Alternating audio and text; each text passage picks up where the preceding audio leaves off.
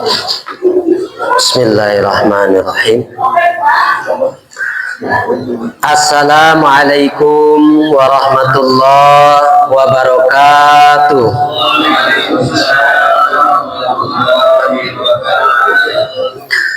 Alhamdulillahilladzi hadana li hadza wa ma kunna linahtadiya laula an hadanallah. Asyhadu an la ilaha illallah wahdahu la syarikalah wa asyhadu anna Muhammadan abduhu wa rasuluhu la nabiyya ba'da. Allahumma salli wa sallim ala sayyidina Muhammadin wa ala alihi wa ashabihi ajma'in. Amma ba'du. Hadirin wal hadirat, bapak-bapak, ibu-ibu, jamaah Masjid Al-Kautsar. Syukur alhamdulillah kita panjatkan kehadirat Allah Subhanahu wa taala karena sampai malam hari ini kita masih diberikan nikmat dan karunia yang begitu besar, sehingga dengan nikmat dan karunia yang Allah berikan kepada kita, kita mampu melangkahkan kaki kita dari rumah ke Masjid Al-Kautsar ini. Pertama, dalam rangka melaksanakan sholat maghrib berjamaah, dan insya Allah pada sholat maghrib ini kita lanjutkan kembali dengan salah satu kewajiban kita yang lain, yakni thalabul ilmi. Bapak Ibu yang dimuliakan oleh Allah Subhanahu wa taala, kajian kita dilanjut kembali masih di surat Al-Baqarah ayat 65. Surat Al-Baqarah ayat 65.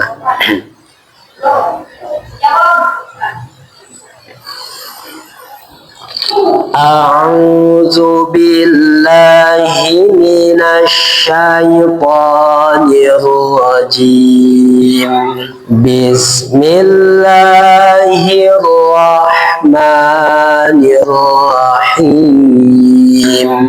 Walaqad alimtumul ladzina i'tadaw minkum fis sabti faqulna lahum kunu qiradatan khasi'in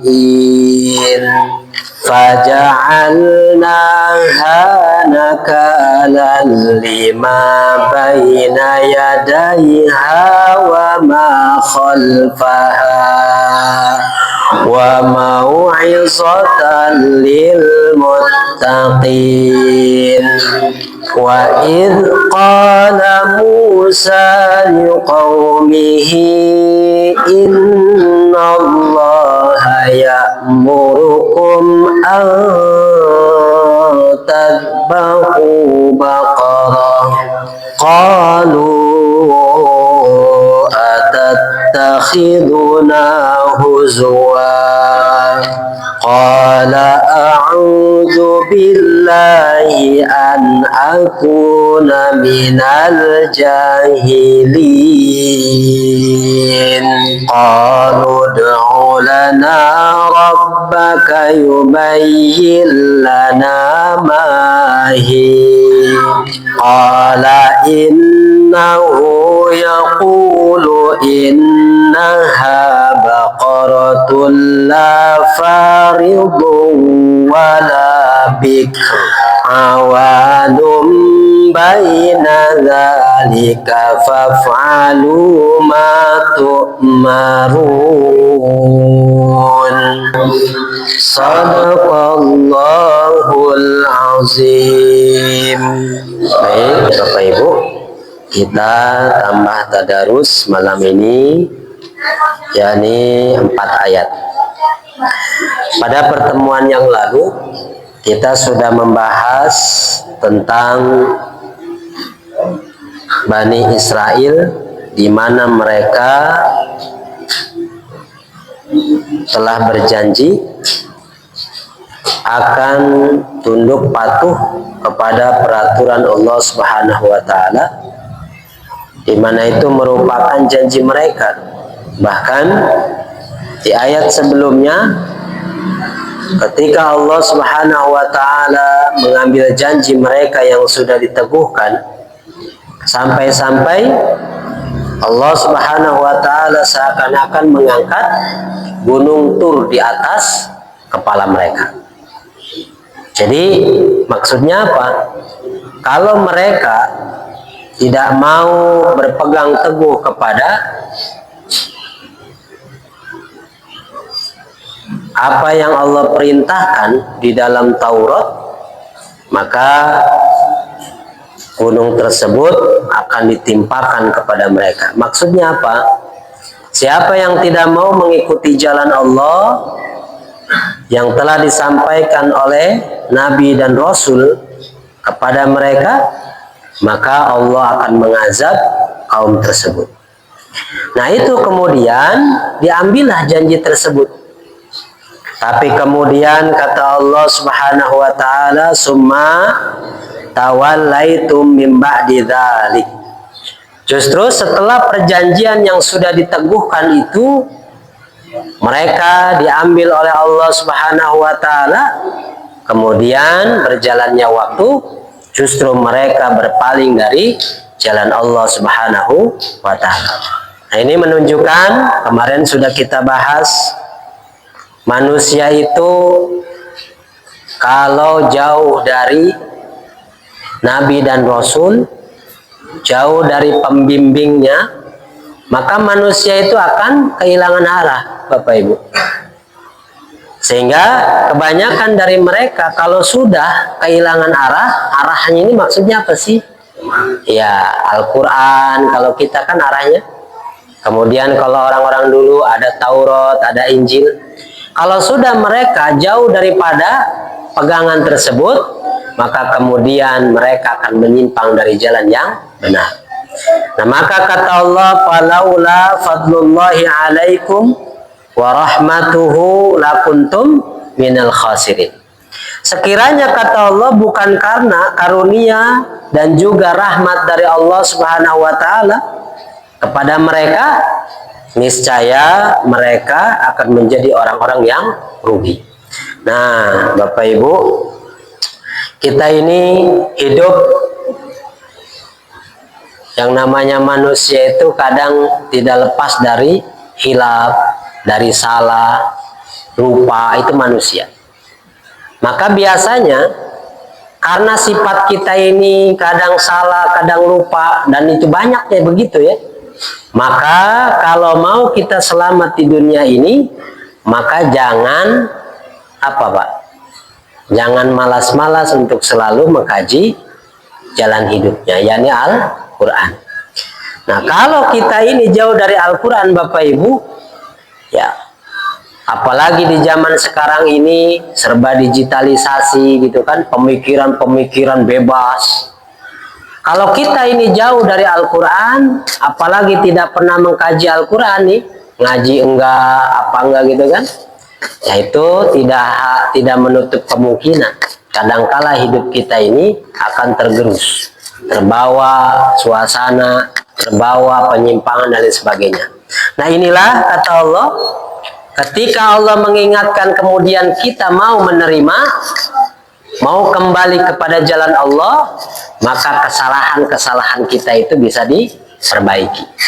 Nah, makanya orang yang benar itu Bapak Ibu bukanlah orang yang gak pernah salah, tapi orang yang benar itu orang yang ketika melakukan kesalahan lalu dia segera bertobat, memperbaiki kesalahan-kesalahan. Itu baru ya orang benar. Makanya ngaji ini walaupun dilihatnya tidak bernilai ya, untuk apa sih kita ngaji gitu kan? Nggak ngaji juga orang pada sholat, nggak ngaji juga orang kadang masih tetap Islam gitu kan? Bukan itu maksudnya. Kalau kita mengaji atau mengkaji Al-Quran ini sebetulnya untuk selalu mengingatkan kita dalam kehidupan sehari-hari. Bapak Ibu, kalau kita sering ngaji seperti ini, minimal kita berkala ya. Setiap 1 pekan sekali kita baca Quran tadarus. Lidah kita kan yang tadinya keras, atau jadi lembek. Nah, yang tadinya keras tuh lidah kita itu kan, walaupun nggak ada tulangnya kalau baca Quran, Pak, pebalibet itu. Apalagi nggak pernah tadarus. Coba kalau kita nanya nih, nanya sama diri kita, seumur hidup nih, kira-kira sudah baca Quran hatam 1 kali atau berapa kali?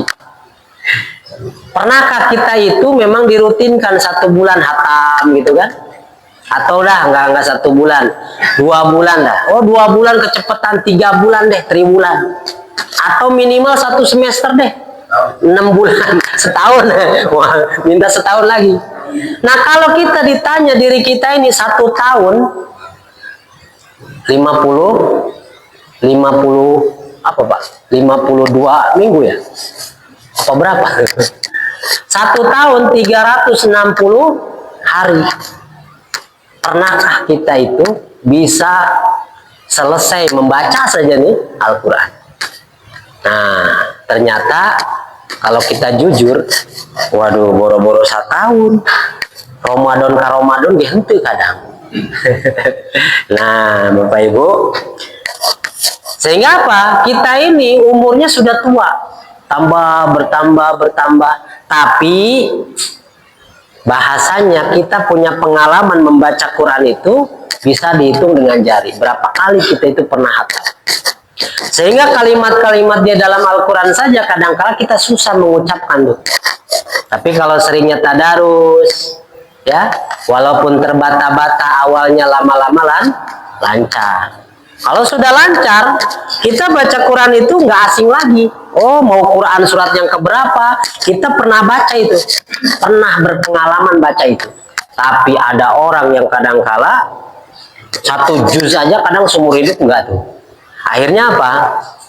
Pas baca Quran, itu lidah kayak apa Pak? Kayak ada tulangnya gitu ya. Jadi mau ngomong itu belibet susah. Nah, disinilah Bapak Ibu, kita hikmahnya salah satu kita ngaji seperti ini, ya minimal lidah kita itu selalu diasah. Minimal 1 pekan kita 4 ayat seperti ini luar biasa. Kalau sengaja di rumah sendiri baca Quran 4 ayat kayaknya bisa dirasakan lah ya. Makanya alhamdulillah, ini salah satu fungsi kita ngaji ya. Yang keduanya, kita ini kadangkala untuk mengingat ayat itu kan agak susah ya Pak ya. Kita sampai sekarang berapa yang kita hafal, jangankan ayatnya, isinya. Kadang nama-nama suratnya aja nggak hafal-hafal. Nah, kalau kita mengkaji setiap pekan sekali minimal ya, maka apa yang kita baca 1 ayat, 2 ayat, 3 ayat yang kita kaji itu akan selalu diingat,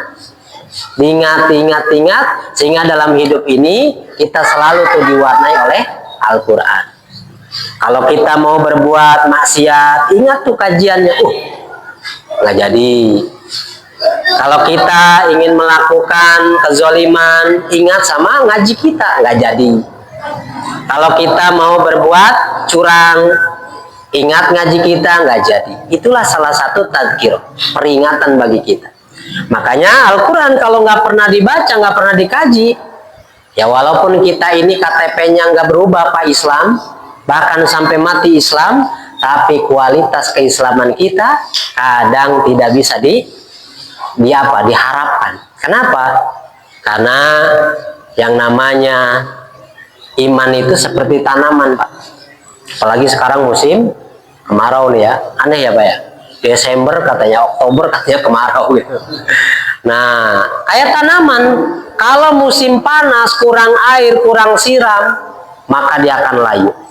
Sama, iman kita itu kalau nggak pernah disiram, nggak pernah dikuatkan, nggak pernah dipupuk dengan kegiatan-kegiatan yang positif dalam rangka tadi tuh menguatkan iman kita, maka tidak hal yang tidak mungkin tentunya ya kita ini walaupun muslim kadang KTP-nya doang, tapi kualitas keislaman kita ini kadang boleh jadi kita ketika menghadap Allah akan merasa malu. Kita disebut seorang muslim. Padahal kan Pak, kalau kita melihat hadisnya, kalau kita mati di kuburan, pertanyaannya gampang nggak Pak? Gampang. Man robuka, siapa Tuhanmu? Kalau sekarang ditanya lulus semua. ma imamuka, apa yang menjadi pembimbingmu atau imammu. Kalau sekarang ditanya pasti jawabnya gampang, Al-Quran pembimbing saya itu katanya. Man ikhwanuka, siapa saudaramu. Kalau sekarang ditanya itu sudah tahu karena baca tuh. Apa itu? Oh, saudaraku itu adalah kaum muslimin dan muslimah. Oh, bukan orang yang di rumah kita. Ternyata saudara dunia sampai akhirat itu dipersaudarakan dengan akidah. Nah, makanya pertanyaan itu mudah, tapi ternyata itu membutuhkan amal nyata dalam kehidupan kita sehari-hari. Ketika kita ditanya siapa Tuhanmu, jawabannya Allah, kan gampang. Tapi pernahkah dalam hidup kita membesarkan Allah Subhanahu wa Ta'ala? Kita kerja gitu kan dari pagi sampai sore, padang semangatnya luar biasa. Tapi pernahkah ketika kita itu dipanggil oleh Allah untuk sholat berjamaah, maka semua pekerjaan kehidupan kita semuanya menjadi kecil? Nah, kalau itu bisa, berarti kita mengenal Allah Subhanahu wa Ta'ala. Kan kebanyakan kita mau apa, Pak? Berngenah-ngenah, gawe, dipanggil Allahu Akbar, Allahu Akbar. Aduh, yang tanggung amat ya. Nah, jadi yang gede itu siapa? Allah atau pegawaian kita gitu kan? Ternyata kita lebih memilih pekerjaan. Allah berarti nomor 9 apa 10? Kecil. Nah, itu realita, Pak. Makanya ketika kita ditanya, nggak susah pertanyaan dalam hadis itu, man robuka, siapa Tuhanmu? Nah, kalau kita meninggalkan Allah demi hobi kita, demi pekerjaan kita, demi keluarga kita, demi selain Allah, maka ketika disebutkan man robuka, siapa Tuhanmu, maka dia tidak akan bisa menjawab. Karena yang akan dia jawab bukan Allah yang menjadi Tuhan, tapi apa? Hobi, pekerjaan, jabatan, dan lain sebagainya. Makanya konteks hadis tersebut sebetulnya sederhana, tapi kalau dipahami itu adalah bentuk kehidupan kita sehari-hari. Makanya ya kata Allah, kata Nabi Shallallahu Alaihi Wasallam menyebutkan bahwa seorang hamba itu pada hari kiamat yang pertama kali ditanya apa, Pak? Awal itu yang pertama adalah amalan sholat. Karena di dalam sholat tadi kita membesarkan Allah. Ada nggak sholat nggak pakai takbiratul ihram? Tahu-tahu sujud aja gitu kan? Nah, kita pasti takbiratul ihram. Kita membesarkan Allah Subhanahu wa Ta'ala. Maksudnya apa? Itulah karena Allah Tuhan kita, maka ketika kita dipanggil untuk menghadapnya, untuk sholat berjamaah dan sebagainya, maka segera tinggalkan ya semua aktivitas, segera kita membesarkan Allah Subhanahu wa Ta'ala. Hese ya Pak, susah itu. Nah, di kita masih nawar-nawar ya Pak ya, nembak mah. Hayya 'alal shalah, tar, nembak tar gitu kan, tar. Alhamdulillah sih kalau masih nembak. Kalau malah ngebully yang azan gimana tuh? Siapa itu yang azan? Jelek amat itu ya. Pales amat sih itu yang azan deh. Sholat mangga kita. Nah ini juga lebih parah lagi tentunya. Nah disitulah Bapak Ibu, sekiranya manusia itu tidak karena karunia dan rahmat Allah, niscaya manusia itu semuanya menjadi apa?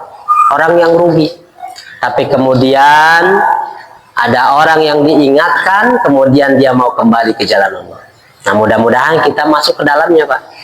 Walaupun kita ini banyak kesibukan, banyak kehilapan dan sebagainya, dengan kita tadzkirah gini diingatkan dengan ngaji seperti ini, mudah-mudahan satu pekan sekali ini bisa ngecas keimanan kita kuat satu pekan. Ini malam Rabu ya, malam Rabu dicas nih keimanan, mudah-mudahan kuat sampai malam Rabu lagi. Nanti udah mau kedip-kedip masuk lagi pengajian, kuat lagi begitu. Coba kalau 1 bulan gak ngaji, 3 bulan gak ngaji, 1 tahun. Tadinya aduh gak enak amat ini gak ngaji kayaknya. Udah 1 tahun gak ngaji, nyaman Pak. Nah, kayak orang masuk WC. Masuk WC pertama kali, seng gitu kan. Gak enak amat ini, tahan napas kan. Gak enak tuh perasaan.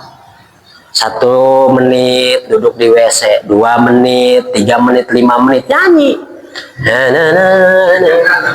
Udah nggak ada rasa bau-bau lagi. Kenapa? Udah nyaman. Nah, jadi kalau orang itu sudah meninggalkan kewajiban, sudah meninggalkan hal-hal yang baik, kadangkala yang menjadi rutinitas itu sebagai pengingat dia, lama-lama kita ini akan nyaman untuk tidak datang ke majelis taklim, untuk tidak datang sholat berjamaah dan lain sebagainya. Nah, maka kata Allah, sekiranya bukan karena rahmat Allah, karunia Allah, niscaya kalian menjadi orang-orang yang rugi. Maka pada pertemuan kali ini kata Allah, walaqad alimtumul ladzina atadau minkum fi sabti faqulna lahum kunu qiradatan khasi'in. Nah, sesungguhnya kamu telah mengetahui orang-orang yang melanggar di antaramu pada hari Sabtu. Ternyata Sabtu itu bahasa Arab ya Pak, Sabtu. Jadi yang ketujuh, Sabat. Hari yang ketujuh. Nah, kata Allah, sesungguhnya kamu telah mengetahui orang-orang yang melanggar di antaramu pada hari Sabtu. Lalu kami firmankan kepada mereka, kunu qiradatan khasiin. Jadilah kalian kera-kera yang hina. Sudah kera, hina lagi. Nah, ayat ini berkaitan dengan kehidupan Bani Israel. Di mana Bani Israel ini tentu orangnya dulu yang tinggalnya di pesisir pantai. Nah, pada hari Sabtu itu Allah memerintahkan Bani Israel untuk fokus beribadah. Dan dia menyisihkan waktu itu pada hari Sabtu untuk beribadah. Dia tinggalkan tuh yang namanya nyari ikan di pesisir. Pokoknya fokus saja beribadah pada hari Sabtu. Nah, maka disitulah Bapak Ibu. Karena orang ini biasa ngambil ikan kan mata pencahariannya ngambil ikan. Tapi pada hari Sabtu itu diminta oleh Allah untuk fokus beribadah. Jangan nelayan apa sih? Ngambil air, ngambil ikan itu namanya. Ya itulah ya, ngambil ikan. Nah, pada hari Sabtu itu diperintahkan supaya orang-orang ini fokus beribadah. Maka pada hari Sabtu pula Allah mengilhamkan tuh ikan. Karena pada hari Sabtu diperintahkan manusianya untuk beribadah, fokus, jangan ngambil ikan, jangan apa. Tapi di sisi lain Allah ilhamkan ikan itu untuk keluar dari laut. Kemana? Ke pesisir itu, ke pinggir-pinggir banyak gitu kan ikan. Jadi kalau hari Senin ngejala susah itu ikan, ngejaring susah, ngejala susah, apalagi mancing gitu kan, susah. Hari Senin, Selasa, Rabu, Kamis itu susah tuh ikan gak pada keluar. Tapi sampai hari Jumat ya. Tapi hari Sabtu itu ikan pada datang sendiri tuh, rekreasi dia. Makanya orang-orang yang diperintahkan untuk fokus beribadah pada hari Sabtu, lihat kan ikan-ikan itu seakan-akan kalau bahasa kitanya, abong amat ini ikan. Kalau hari Senin sampai Jumat ini ikan gak ada nih. Tapi ternyata kalau hari Sabtu itu ikan pada keluar sendiri tuh ke pinggir-pinggir kelihatan. Itu adalah ujian dari Allah. Supaya apa? Sejauh mana nih Bani Israel ini taat kepada peraturan Allah. Meninggalkan sesuatu yang diharamkan oleh Allah Subhanahu wa Ta'ala. Nah, inilah Bani Israel, Pak. Inilah manusia barangkali. Cerdas, pakai akal kan, dikasih akal cerdas, tapi kemudian melampaui batas. Apa yang dia melampaui batas? Dia ingin mencerdasi Allah Subhanahu wa Ta'ala.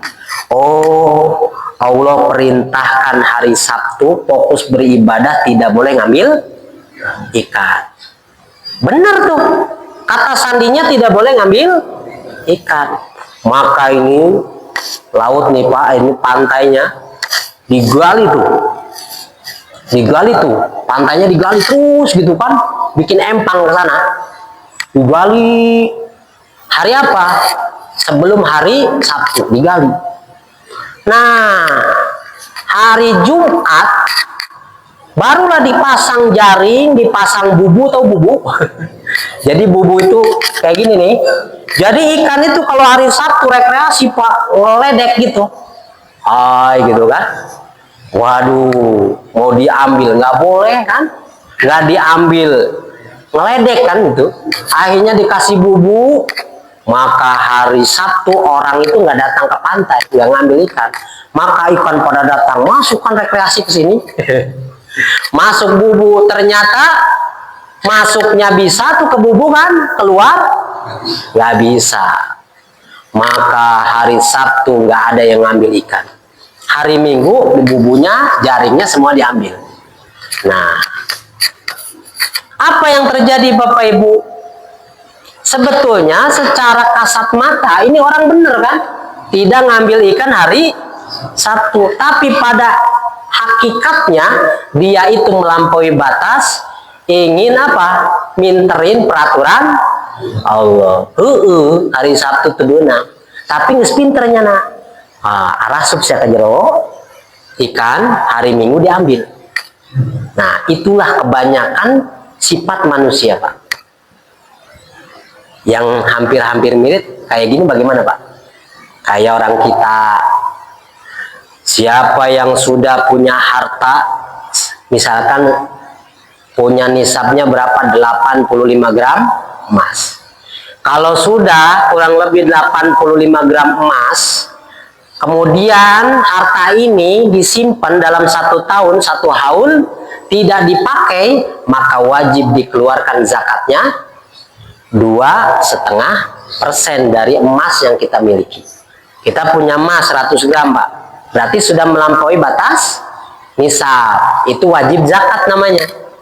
Jadi penghasilan mah bahasanya itu sudah ada pajaknya tuh. Nah, sudah 100 gram ini disimpan tuh, ada disimpan di bank gitu kan, bentuknya emas, ada yang disimpan di bantal gitu.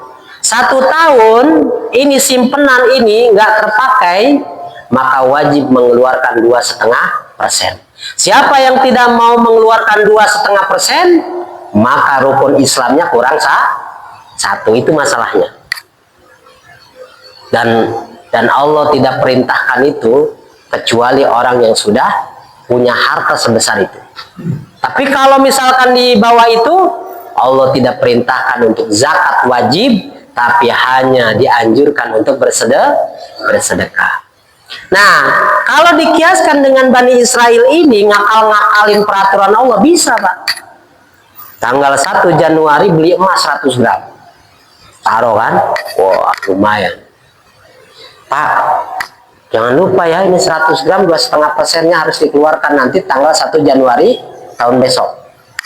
Ya, hitung-hitung harga emasnya 2 juta. Bon, kan gede tuh. Diambil 2,5%-nya, gede juga. Nah, mikir kan, gimana caranya supaya enggak kena zakat. Nah, Desember tanggal 25 sebelum Januari dijual sama dia. Dijual. Padahal sebetulnya dia itu nggak butuh. Hanya untuk apa? Mengelabui, meminteri bahasanya, atau yang ngerjain aja gitu. Nanti kalau dijual kan berarti nggak kena zakat, nggak kena zakat tadi. Jual sama dia, jual. Pak, zakatnya yang kemarin, udah dijual. Oh, berarti udah kan, selesai. Nanti pas Januari tanggal 2 beli lagi dia. Beli lagi 100. Nah, sebetulnya menurut bahasa kitanya itu memang nggak salah. Kenapa? Sebelum tanggal 1 haulnya sudah dijual. Berarti enggak. Tapi masalahnya esensi hakikatnya dia telah mengelabui Allah Subhanahu wa taala. Nah, Allah itu Maha pinter yang memberikan ilmu kepada kita. Nah, Allah pengen dikelabui, kan aneh ya. Maka disitulah kata Allah kepada Bani Israel, siyakunu kirodatan khosin, jadilah kamu itu kera-kera yang hina. Para mufasir ada dua menafsirkan kunu kirodatan khosin, jadilah kalian kera yang hina. Pertama, memang secara fisik jadi kera, Pak. Cuman beberapa hari kemudian mati semuanya. Kenapa mati? Ya kalau nggak mati beranak pinak nanti manusia kera nanti. Nah, jadilah tuh seperti teori siapa dulu? Pernah, Pak? Darwin ya? Oh, sekarang mah udah nggak ada tuh Pak kayaknya. Dulu kita waktu di SMP diajari tuh begitu. Jadi manusia kera, manusia itu berasal dari kera gitu kan. Saya dulu mah percaya aja tuh Pak. Terus sekarang kalau dipikir-pikir, kalau memang benar tuh teori, atau kera habis semua jadi manusia kan, menjelma gitu kan. Ternyata di Ragunan Jalobake nih, di Kalimantan orang hutan banyak gitu kan. Ternyata ya teori itu tidak masuk kalau kita lihat di dalam Al-Quran. Baik. Nah, jadi mereka itu ada yang memang dijadikan kera secara fisik, kemudian dimatikan supaya tidak beranak pinak. Bahaya kalau manusia jadi kera manusia, kemudian dia kawin, kemudian dia beranak pinak, nanti bentuknya kera semua kan. Nah, maka dimatikan semua. Yang kedua beda lagi, ya, itu hanyalah bahasa kajian. Artinya apa? Yang dijadikan kera itu sifatnya. Jenisnya manusia masih, tapi Allah jadikan sifatnya, perilakunya. Bahkan saking perilakunya, sifatnya seperti kera, maka dia tidak punya harga diri di masyarakat. Nah, ini lebih parah Pak. Ya, kalau kera disebut kera, ya biasa Pak. Dasar kamu kera, emang kera kata kera. Tapi kalau manusia udah kayak kera, waduh, parah bener itu orang. Makanya kan mohon maaf kalau bercandaan nih, dulu waktu saya SMP ada yang nanya gini, kamu mendingan disebut kayak kera apa kayak orang? Kita kan dalam kebiasaan di kita nih Pak, kalau orang disebutin kera lu, kayak kera lu, marah kan? Tapi kalau disebutin, dasar kayak orang, biasa aja nggak marah ya. Padahal maknanya yang lebih parah yang mana Pak? Ya kayak orang, berarti kera dia. Tapi kalau kayak kera masih orang gitu kan, cuman kayak kera. Tapi kalau dasar kayak manusia berarti kera dia tuh. Nah, tapi kan kita beda ya cara menerkamnya, langsung menerkannya apa? Kalau dasar lu monyet gitu, kayak monyet, udah marah bener tuh. Tapi kalau dasar lu kayak orang, weh, ketawa aja biasanya. Nggak tahu dia kalau kayak orang, bukan orang maksudnya.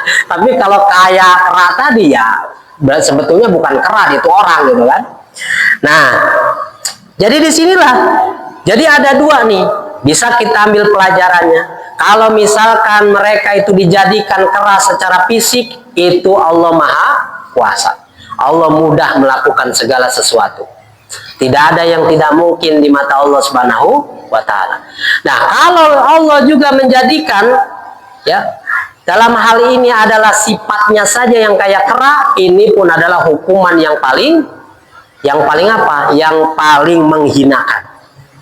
Nah, makanya kita ini jangan sampai Bapak Ibu, ya punya mental kayak gini. Yang orang bisa menjadi mentalnya ini, mohon maaf, kirodatan khosiin, berarti apa asal usulnya? Karena dia ingin mengelabui hukum-hukum Allah. Nah, kayak pasif tuh ya. Nah, ditanya, kenapa nggak sholat? Sholat kan wajib. Iya tahu saya. Gak usah diomongin juga, saya tahu Pak. Saya begini-begini tuh dari kecil saya Islam. Masa nggak tahu sholat? Sholat itu kan wajib.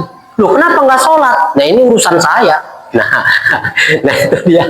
Tahu dia hukum itu Pak, tapi kadangkala tidak mau melaksanakan. Makanya kita ini harus banyak-banyak berdoa, minta tolong sama Allah supaya kita ini bisa melaksanakan yang benar-benar, bisa melaksanakan sesuatu yang benar. Karena banyak orang yang tahu kebenaran tapi dia tidak sanggup melaksanakan. Mohon maaf, misalkan kita suka hobinya ngadu kambing, beledug gitu Pak ya, atau ngadu apa lagi, ngadu ayam.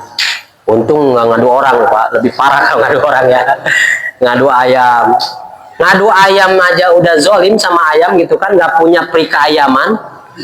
Nah kadangkala kitanya pakai judi lagi, ayo taruhan. Nah taruhan itu judi, siapa yang kalah diambil kan. Nah sudah dia zolim sama ayam tambah judi. Nah diingetin kan, Pak, ngadu ayam itu kan gak bagus, tahu saya. Kenapa Bapak nggak mau berhenti? Aduh, kalau saya berhenti ngadu ayam, anak istri saya makan apa? Atau makan nasi. Ternyata hasil dari itu, judi itu menghasilkan mungkin bagi mereka, tapi dia tahu kalau diingatkan bahwa itu sesuatu yang buruk. Nah maka ada orang yang tahu sesuatu yang buruk tapi dia tidak mau meninggalkan. Ada orang yang tahu suatu kebaikan, bahkan kewajiban, tidak bisa melaksanakan. Maka kita, ya saya sering kalau misalkan bareng-bareng doa, ya kayak di khutbah Jumat, itu saya sisipkan, Allahumma arinal haqqa haqqa warzuqna tiba'ah, wa arinal batila batila warzuqna jinabah, wa la taj'al multabisan alaina panadila wa ja'alna lil muttaqina imam. Itu fungsinya yang tadi Pak. Ya Allah, tunjukkanlah kepada kami bahwasanya yang benar itu benar, dan berikanlah kemampuan kepada kami untuk bisa melaksanakan kebenaran. Ada orang yang tahu kebenaran tapi tidak mampu melaksanakan, maka kita minta tolong jangan seperti orang tersebut. Kita minta juga, ya Allah, tunjukilah kepada kami bahwasanya yang batil itu batil, dan berikanlah kemampuan kepada kami untuk bisa menjauhi kebatilan. Banyak orang yang tahu itu batil, itu buruk, itu jelek, itu haram, tapi dia tidak sanggup untuk meninggalkan yang buruk-buruk ini. Maka hanya pertolongan Allah yang bisa menanamkan kepada kita sehingga kita bisa melaksanakan yang baik, menjauhi sesuatu yang buruk. Dan janganlah engkau jadikan yang hak dan yang batil itu samar di mata kita ini, di mata kami, sehingga kami itu salah ngambil jalan yang tidak benar karena samar kan. Oh, raragap eta hidung naon teh nyaho kobra paeh bae urang. Nah, kan eta karena samar ieu naon ieu hidung kobra cek kobra naon si ayu. Karena kita samar ya susah gini kan, ragap-ragap celetok paeh. Nah, ini jadi seperti itu. Maka bimbinglah kami menjadi golongan orang yang menjadi apa? Pemimpin bagi orang-orang yang bertakwa. Artinya kita menjadi termasuk orang-orang yang bertakwa di barisan depan. Nah, disinilah permintaan kita. Maka di sini jangan sampai kita termasuk orang yang mengakal-akali peraturan Allah Subhanahu wa Ta'ala sehingga kita tahu kebenarannya tapi kita tidak melaksanakan. Maka di sini salah satu hukuman dari Allah, kunu qiradatan khasi'in. Jadilah kamu kera-kera yang hina. Orangnya mungkin bentuknya orang, tapi hatinya, sifatnya, perilakunya, gaya hidupnya seperti kera. Banyak Pak kalau dibahas ini kera. Kera kalau dikasih makan tangan ini pegang, kasih lagi ambil lagi, kasih lagi satunya ambil lagi satunya, ambil lagi, jatuh lama-lama paeh dia kan. Itu kera. Kenapa? Dia kan harusnya tahu dapat satu, alhamdulillah udah selesai, kenyang. Ini mau pegang, masukin ke kelek juga, pegang kakinya juga, atau yang lain nggak bisa megang, jatuh kan. Banyak orang yang karena rakus dia mati, dalam arti mati bisa mati benar karena kelemahan gitu kan, bisa juga mati karena apa? Karena rakusnya itu.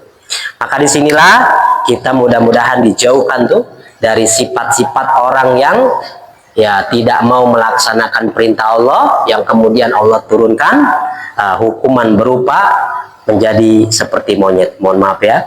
Nah, kemudian ayat 66. Faja'alnaha, dan kami jadikan ha itu semua tuh kasus itu. Orang yang mengelabui itu hukum-hukum Allah, kemudian Allah jadikan mereka kera yang hina, nakala lima baina yadaiha, menjadi pelajaran bagi orang yang hidup pada zamannya.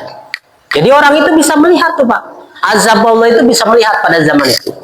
Wa ma khalfaha, dan bisa menjadi pelajaran bagi orang-orang setelahnya, ya ini kita semua.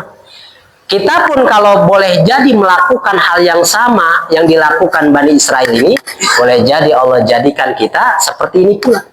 Maka ini adalah pelajaran bagi kita semua. Wa mau'izatan, dan ini adalah pelajaran yang jelas bagi hidup kita, lil muttaqin, bagi orang-orang yang bertakwa, yang takut kepada Allah Subhanahu wa taala. Ini takwa ini penting, Pak. Makanya setinggi-tingginya derajat kita adalah dari ketakwaan. Kenapa? Ada orang keinginannya ingin berbuat zolim, pengen Pak. Kalau ngelihat perempuan cantik, pengen kan? Yang normal, yang nggak normal mah, yang nggak pengen. Oh Pak, ada. Kalau yang kita mah nih yang udah tua-tua, misalkan kalau ngelihat yang cantik, yang molek itu kan, megangnya apa Pak? Dada doang gitu. Sabar, ngiskolot, inget, terepae gitu kan. Nah, pengen itu. Tapi kalau kita bertakwa kepada Allah, maka lebih cenderung menjaga kehormatan kita. Kita kalau hawa nafsu itu cenderung ke sana.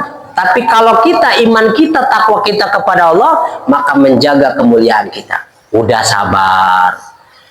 Udah, kamu bertakwa saja, kuatkan diri. Lebih tinggi ketakwaannya, nanti akan masuk surga. Kalau sudah masuk surga, satu hari akan satu orang akan diberikan berapa Pak? 70 bidadari. Kata yang perempuan, nah aing mana? Ya mungkin bidadara yang laki-laki yang sama ya, cuman disitulah. Wih, masa sih kus gitu kayak paribut gitu? Nggak ada di surga itu, nggak ada istilah paribut deui, nggak ada, semuanya bakal puas. Artinya puas dalam mendapatkan nikmat dari Allah Subhanahu wa taala. Nggak ada istilah kayak di dunia, hakuk, siling sikut, siling naon Pak? Tajong, siling badug gitu kan. Nah, hal-hal yang sepele kalau di dunia mah begitu, siling sikut, siling tajong. Tapi di akhirat kelak ketika kita diberikan surganya Allah, itu semua sifat-sifat buruk akan dijauhkan dari ahli surga. Mudah-mudahan Bapak Ibu, dengan kita mau mempelajari ayat-ayat ini, ya kita bisa dijauhkan dari sifat fasik, dari sifat-sifat yang seperti kera ya, yang rakus dan lain sebagainya.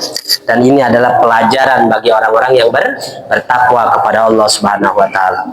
Baik Bapak Ibu, karena waktunya sudah habis, mudah-mudahan apa yang kita pelajari bermanfaat. Mari kita tutup kajian ini dengan sama-sama membaca doa kafaratul majlis. Subhanakallahumma wa bihamdika asyhadu an la ilaha illa anta astaghfiruka wa atubu ilaik. Wassalamualaikum warahmatullahi wabarakatuh. Ya Nabi salam alaika, ya Rasul salam